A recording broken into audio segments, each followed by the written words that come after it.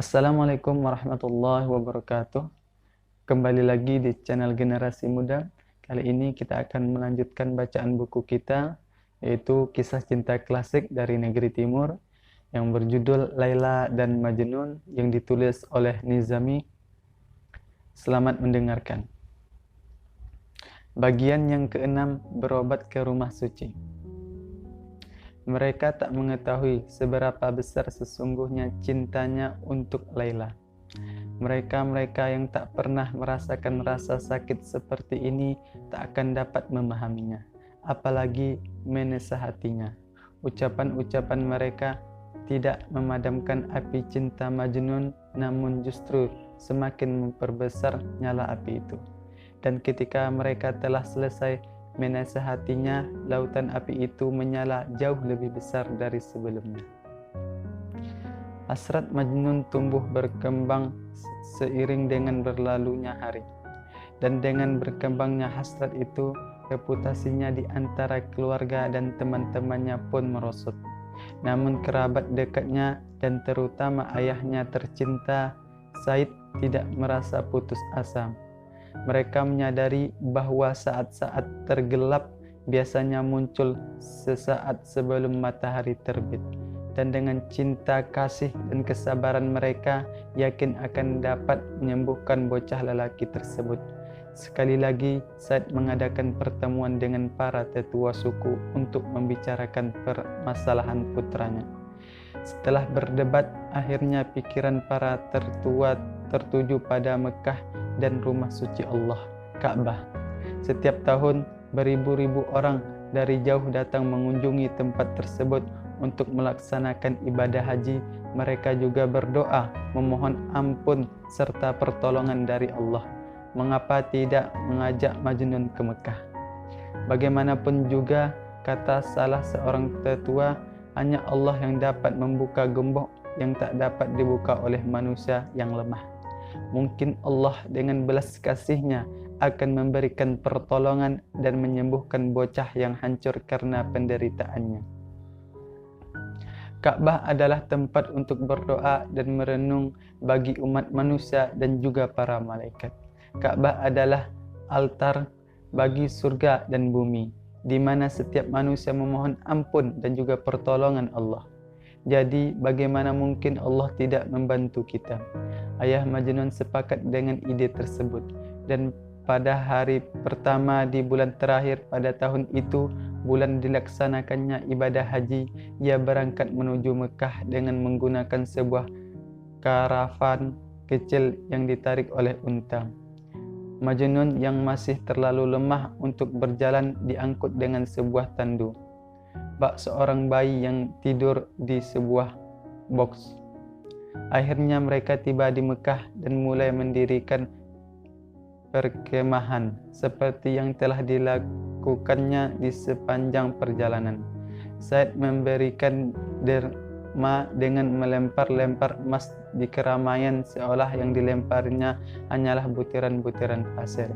Hatinya yang terbebani oleh keputusasaan segera terasa ringan begitu ia melihat Ka'bah dengan ribuan manusia berjubah putih berjalan mengelilinginya seperti nyengat-nyengat mengelilingi nyala lilin.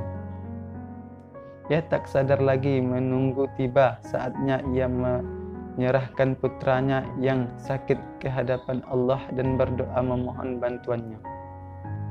Akhirnya tibalah saat bagi mereka untuk melakukan ibadah tersebut. Perlahan ia menggenggam lengan putranya. Said berkata, "Putraku, ini adalah rumah suci, rumah bagi mereka-mereka yang tak punya teman. Ini adalah rumah suci yang dapat menyembuhkan segala macam penyakit, bahkan penyakit-penyakit yang tak ada obatnya sekalipun. Ya putraku, disinilah tempat jika Allah menghendak, di mana beban babak hidupmu akan berakhir dan dimulai babak yang baru.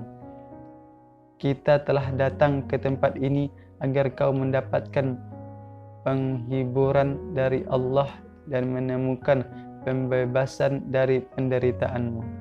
Sebut nama Allah dengan nama-nama terindahnya dan mohon agar Ia bersedia membantumu." Mohon padanya agar ia dapat menyelamatkanmu dari keinginanmu yang mendalam. Mohon agar ia belas kasih kepadamu untuk memberikan perlindungan dan membimbingmu kembali ke kesadaran dan kebaikan. Katakanlah kepada Allah betapa tak bahagianya dirimu dan mohon agar ia bersedia membuka pintu kesedihanmu dan membiarkannya pergi. Mohon agar ia dapat membebaskan dari hasrat-hasrat jahatmu sebelum semuanya terlambat. Pergilah putraku dan lakukanlah apa yang kuperintahkan kepadamu. Awalnya ucapan Said membuat putranya menangis, namun kemudian Majnun mulai tertawa.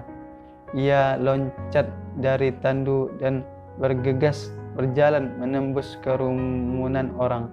Dan ketika tiba di hadapan Ka'bah, ia mulai memukul-mukulnya dengan kepalan tangannya.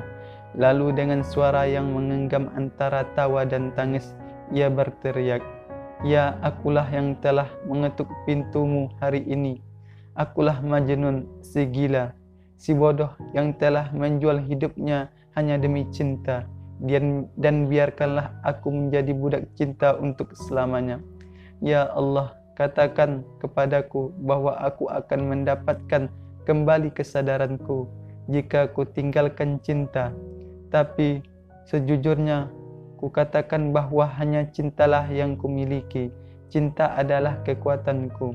Jika cinta itu mati, maka aku akan mati bersamanya. Begitulah takdirku, seperti yang telah kau ketahui. Ya Allah, kumohon kepadamu, biarkan cintaku tumbuh, biarkan ia berkembang menjadi sempurna dan berlangsung terus.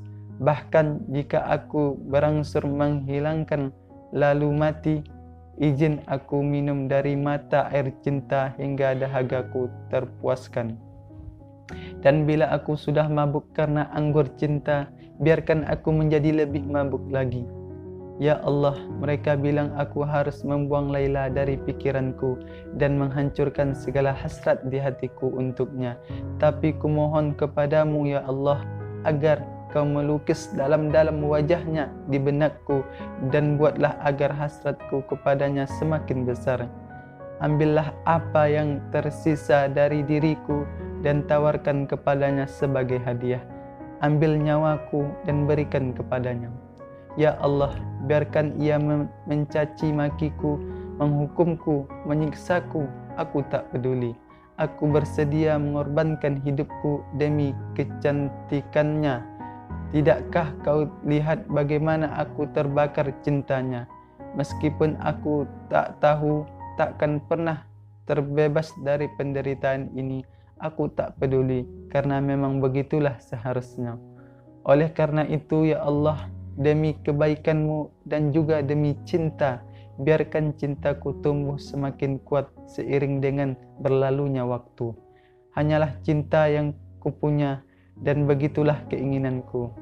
Said mendengarkannya dengan takjub saat Majnun berteriak-teriak apa yang dapat dilakukannya kini.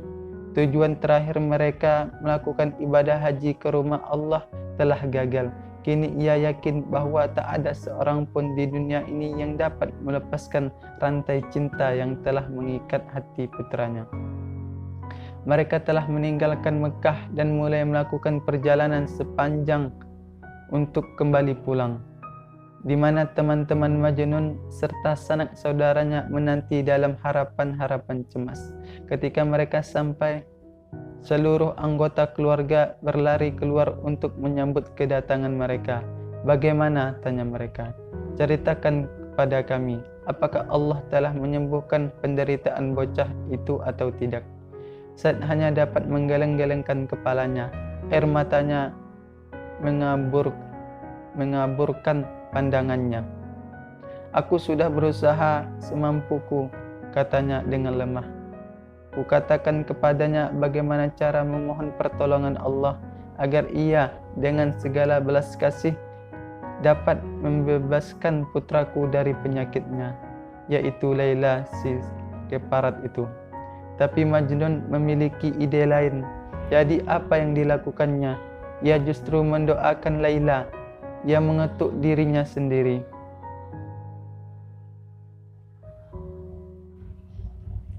Bersambung. Nanti kita lanjut di video yang berikutnya.